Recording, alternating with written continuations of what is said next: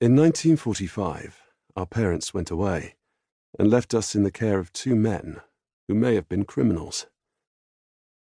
We were living on a street in London called Ruvigny Gardens, and one morning, either our mother or our father suggested that after breakfast the family have a talk, and they told us that they would be leaving us and going to Singapore for a year. Not too long, they said, but it would not be a brief trip either. We would, of course, be well cared for in their absence. I remember our father was sitting on one of those uncomfortable iron garden chairs as he broke the news, while our mother, in a summer dress just behind his shoulder, watched how we responded. After a while, she took my sister Rachel's hand and held it against her waist, as if she could give it warmth. Neither Rachel nor I said a word. We stared at our father, who was expanding on the details of their flight on the new Avro Tudor 1, a descendant of the Lancaster bomber, which could cruise at more than 300 miles an hour. They would have to land and change planes at least twice before arriving at their destination.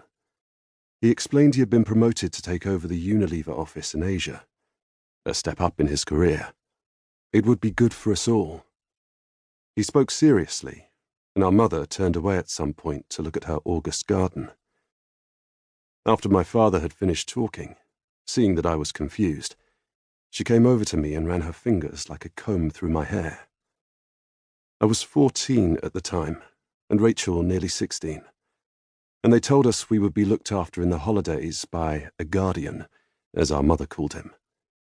They referred to him as a colleague. We had already met him.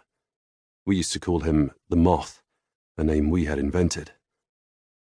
Ours was a family with a habit for nicknames, which meant it was also a family of disguises. Rachel had already told me she suspected he worked as a criminal.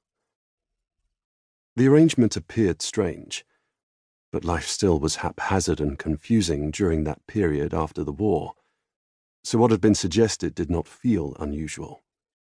We accepted the decision, as children do, and the Moth, who had recently become our third-floor lodger, a humble man, large but moth-like in his shy movements, was to be the solution.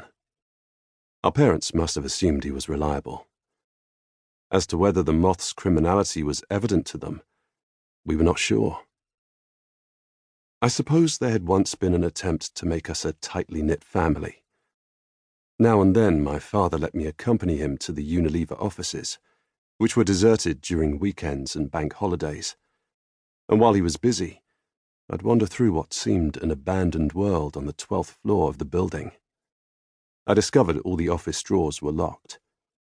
There was nothing in the wastepaper baskets, no pictures on the walls, although one wall in his office held a large relief map depicting the company's foreign locations: Mombasa, the Cocos Islands, Indonesia, and nearer to home, Trieste, Heliopolis, Benghazi, Alexandria, cities that cordoned off the Mediterranean.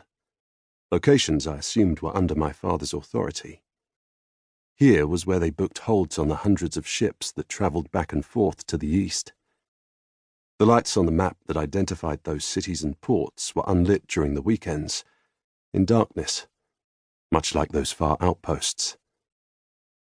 At the last moment, it was decided our mother would remain behind for the final weeks of the summer, to oversee the arrangements for the lodger's care over us and ready us for our new boarding schools. On the Saturday before he flew alone towards that distant world, I accompanied my father once more to the office near Curzon Street. He had suggested a long walk, since, he said, for the next few days his body would be humbled on a plane. So we caught a bus to the Natural History Museum, then walked up through Hyde Park into Mayfair. He was unusually eager and cheerful, singing the lines, "Homespun collars, homespun hearts, wear to rags in foreign parts," repeating them again and again, almost jauntily, as if this was an essential rule. What did it mean? I wondered. I remember we needed several keys to get into the building, where the office he worked in took up that whole top floor. I stood in front of the large map, still unlit, memorizing the cities that he would fly over during the next few nights. Even then I loved maps. He came up behind me and switched on the lights, so the mountains on the relief map cast shadows. Though now it was not the lights I noticed so much as the harbours lit up in pale blue, as well as the great stretches of unlit earth.